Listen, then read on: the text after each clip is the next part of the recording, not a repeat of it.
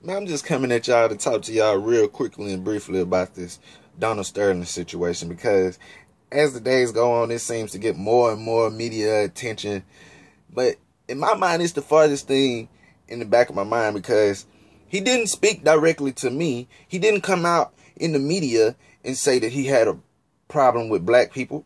What he had was a conversation in the privacy of his own phone. So, I mean, at the end of the day, he has his views. I have my views. You have your views. And I can't change your views. You know what I'm saying? So, it just upsets me to see that, everybody's making this big commotion about it. And, we're steady running back to the oppressor and looking for solutions. Now, I applaud the gesture that the Clippers did or whatever, that silent strike or whatever like that. But let's be honest, that didn't do anything. That did not hurt that man's pocket. At the end of the day, you still went out, you still played the games, and you still got money for him. It was still fans in the stands or whatever. They were still cheering, and you still wore a Clippers uniform.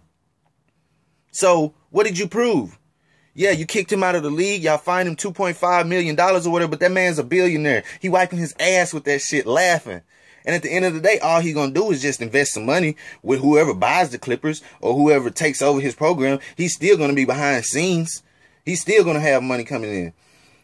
But to me, the proper way of fixing this solution, what I think we should have done was collectively came together. Why all the black African-American players or whatever you want to call it, why they couldn't get together and, have their own sit out, protest or whatever like that. Protest the playoffs, whatever like that. How about y'all all collectively come together and start your own league? Because that's basically what he was saying. When he said he gives them an opportunity to feed themselves, to house themselves or whatever like that. He's right. Because if you look at the majority of the NBA, the majority of the NBA is 78% black. Now, take into account how many of those players came out of high school before the rules was changed, or how many of them did not complete college, and entered the draft.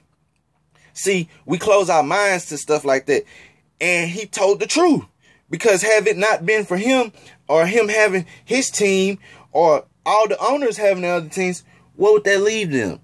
What would they have to fall back and back on? If you have no other skills. None whatsoever. See, what we do is we pay attention to all these sports and this rap and all this stuff, and we think that this is the only way to get money, which is not. They want to make it seem like black people are so poor, but what you fail to understand is if we was to all come together, there's a lot of money in the black community. A lot of money in the community. We can do just about anything you want to do. But the problem is coming together and having everybody have the same mindset. You know what I'm saying? And not making an excuse for everything that we do. See, I'm more of a believer, you know what I'm saying? Oh, if it's not a job out there I can't find a job. Why do I got to go and ask for a job or go find for it? Why not create something of your own? You know what I'm saying? And that's what we fail to realize is, black people, the United States was never created for you. Never. You built it, but it was never created for you. You're never going to be accepted. The white people have never forgot that you're still a fucking African. So the only way that you're going to be considered equal or superior is to build your own monolithic society. That means schools, hospitals, community banks, grocery stores, all types of stuff like that. But, we don't think about that. We want to be on the block, you know what I'm saying, selling dope. We want the big rims on our cars, the big chains, all that. Me, I'm simple with this right here. You see that right there? Create, imagine, and inspire. That's what I'm all about. I'm not finna go out here and glorify, you know what I'm saying, the drug game, none of that stuff. You know what I'm saying? Because I'm out here getting money. What they failing to realize is, and what these rap stars is telling you, yeah, they telling you all the glitz and the glamour of it, but they're not telling you how your mom feel when she got to pick up that phone call, or how your baby mama feel when she got to bring, you know what I'm saying, your little kid up there, your daughter, your son, or whatever, to see you behind the glass. They're not telling you none of that. All they is telling you is ways to keep yourself down. So, yeah, go ahead, you know what I'm saying, play basketball, do all that stuff, but at the end of the day, what does that matter? What does it matter? Nothing. If you're not leaving anything behind, what does it matter? We talk about Martin Luther King's, Malcolm X's, people like that, dead and gone. But their names will forever be in a history book. Forever. That's what it's all about. When you go out here on this block, you selling all them drugs, all that stuff, you living the life, whatever you want to call it, or whatever like that. Your lifespan, it shortens itself because of the lifestyle that you chose. And at the end of the day, them streets gonna be there when you gone. Them streets gonna be there, but what did you gonna leave behind?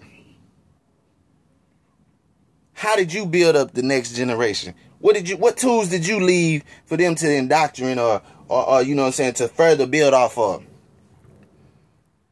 I'll wait. Nothing. That's my point. See, we want to glorify all the dope boys and all that shit. You know what I'm saying? All this shit that don't even matter. Nothing. We chasing all these bullshit ass dreams and you don't even know who you are. You can't tell me what any of your ancestors did and then like that. As far as most people who listening to this, the only other history they know about themselves is their ancestors coming over here to America as slaves. And I challenge you to free think for yourself. Because our history, the history that we created, runs way longer than any other Black History Month, any other European history, any other culture like that. You want to talk about European history and culture? Hell, we gave them everything that you see. All this you see around in the regular world, all this, it came straight out of Africa. And furthermore, to elaborate on that, that's what we need to get back to. Closer to knowing your true selves. Closer to knowing who you are, where you came from. Not trying to be this image that's on TV. Because me, I'm not even going to cuss like that. But I don't give a rat's ass what the next man think about me. None of that. Because at the end of the day, I got to get to where I'm trying to be.